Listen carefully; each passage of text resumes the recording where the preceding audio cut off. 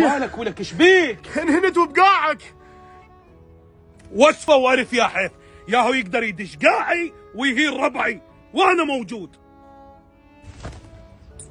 اقول لك انت متاكد من هذا الكلام اللي تقوله؟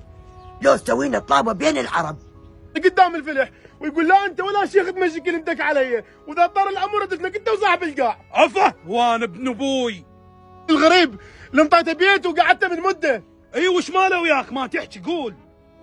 يا اخي الغريب. وك يا غريب ما تحكيش مالك. حجيه متاكد و100%.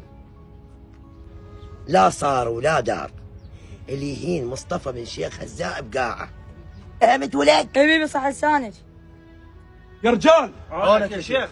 تروحون تصيحون لي كسار وفساع بسرعه. تامر ابشر. راح يجون فزاع ابشر. كسار هسه الشيخ يريدكم فورا. ابشر. يلا والله اخوي وينك هالايام؟ ماكو والله ما انا تجيني. بالفليح تدري وشغل. الله يسعدك. شلونك؟ شلون صحتك؟ والله ماكو بخير الحمد لله. راح يجون الرجال كسار وفزاع، هذول اعتمد عليهم. راح ادزهم وياك، واذا تفشني وتعوفهم وترجع خالي انت حصتي. صار شيخ. تعال ابوي اقول لك بهيج مسائل اي ابوي. اذا انهنت وقاعك واحد من رجالك اي ابوي.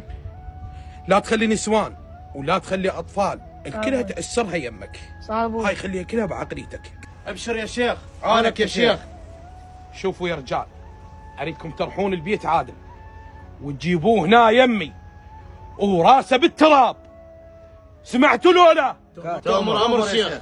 هسه ترحون وتمشوا وياهم. يلا صار شيخ. يلا ما اريد واحد. يلا كسار اعتمد عليك. تامر شيخ. يلا ابويا. قل له اخويا ما عرفت الشيخ شي يريد؟ هو دز عليكم يلا.